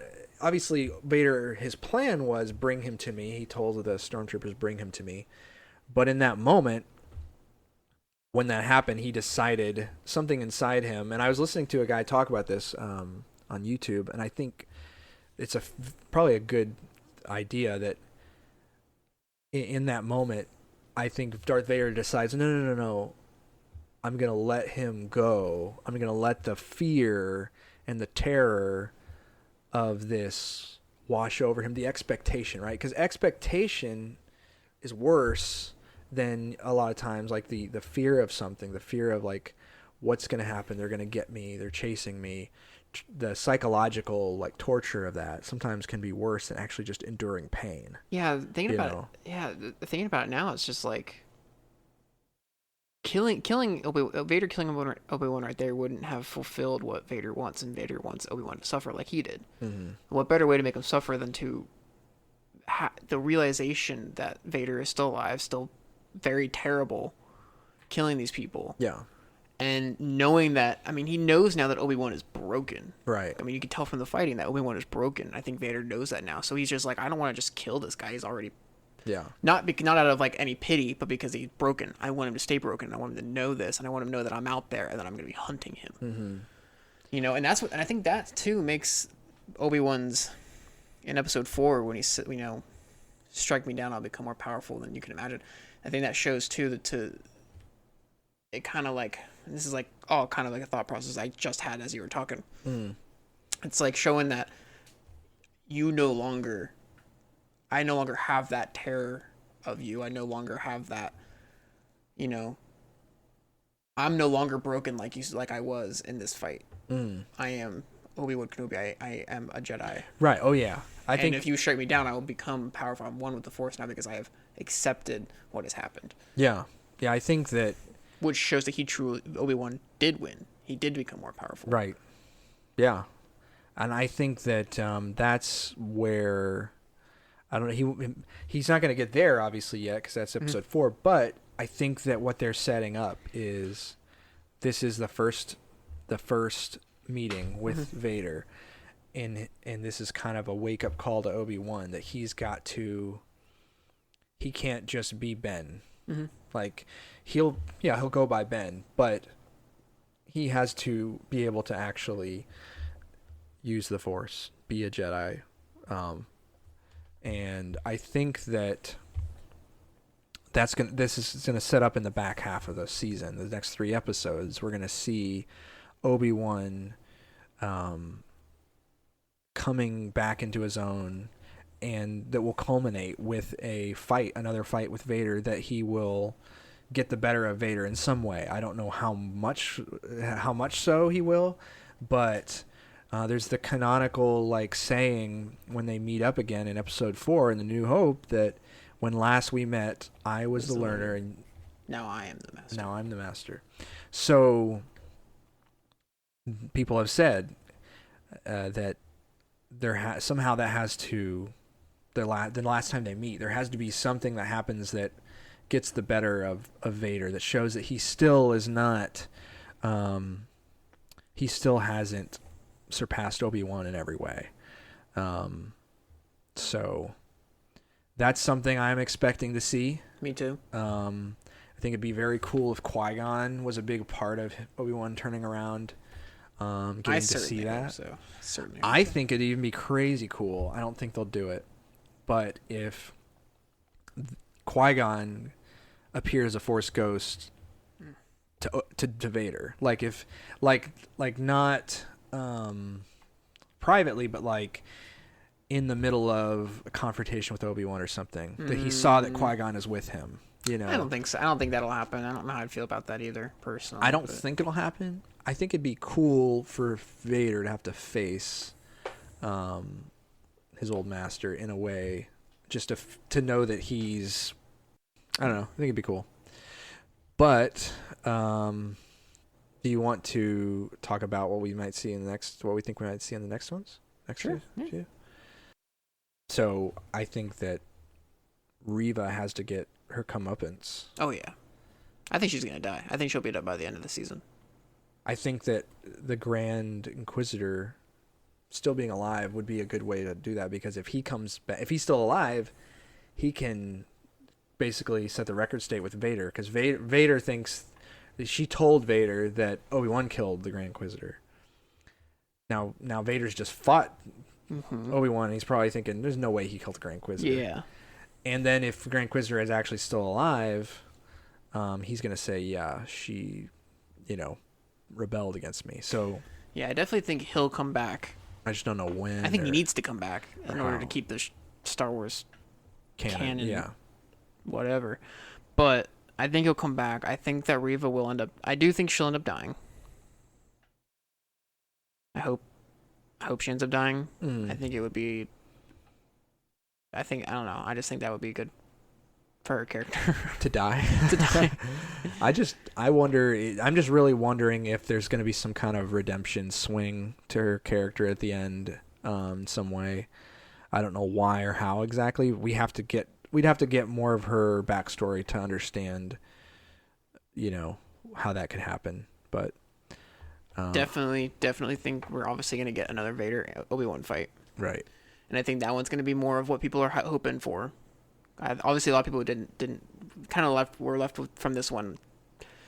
Oh, that's what we're getting for Obi-Wan Vader fight. Yeah, I think we're gonna get another one. I think it's gonna be better. I think it's gonna be more Obi-Wan being more Obi-Wan-y. Yeah. And it's actually gonna put up a fight, and obviously he's gonna win somehow. And then so Reva has Leia right now, so somehow they're gonna have to get Leia and get her back to Alderaan. I don't really know where they go further with that storyline with Leia. I also wonder how that's gonna. I wonder if Vader will know that Reva has Leia, or if Reva's gonna play That's that the thing. close. I kind of think that Vader can't know that. I know. I feel the same way. Because if he gets anywhere near Leia, he should maybe be able to sense that. Well, he doesn't. He's around Leia in Episode 4. Yeah, that's true. Yeah, that's true. Yeah. So I guess he could know. But just the closer they get, the more close it comes to breaking canon. If they, I think they probably should stay away from that too. yeah, Just because it would be weird too. I mean, that would just say a lot about the Organa family to Vader that Leia's being rescued by Obi-Wan. right, I don't know. yeah, I don't know what they'll do with that. I don't know what they're going with that. That is, I just don't know exactly where they're going with it just yet, or how they're gonna play that. From here, I really don't know where they're gonna go. yeah, And they can go any direction at this point. I'm very excited to see where it goes. yeah. Tomorrow, I want Cal Kestis. I wonder if there are going to be any more like really crazy appearances of characters. Like some old Jedi or something like that. Because that's another thing they could do. He could run into an old Jedi friend. It's true. And that could help him rediscover, his like Jedi skills and everything. They've already mentioned Quinlan Voss. I would not be surprised if he got thrown in there, because they know each other. In the Clone Wars show, they know each other. Right. So, yeah. Yoda. Probably won't show Yoda. I don't think they should. No. But they shouldn't show Yoda. Yeah. Yoda needs to stay on Dagobah and be a hermit. That's right. He's got to become more and more of a crazy old... Kook. Old what? Kook. Oh, yeah. Kook. I meant kook, but I said kook. Coon. Raccoon. What? Well, I think we may be out of thoughts for now. We'll get more. We might have to do more than just one more episode on this too. Yeah. We'll probably have to talk, because it was I didn't even realize how much we were gonna talk about. Just 3 episodes. Oh man. 3 episodes is just a lot. It was a lot. I feel like there's so much more we could talk about. I think I'm gonna have to rewatch all 3 of them. Well, our next episode we can kind of recap a little bit leading up to that episode 4, and then because I think the way it's going to end up going, episode 6 will be coming out after our next episode. So we'll have our 2 So we'll have episodes. like 4 and 5, episode 4 and 5 to talk about, and then the finale and another one. So I'm excited. We'll be back. Thank you for listening. And thank you very much. This has been the Bridge 2 podcast. A far, far away bridge.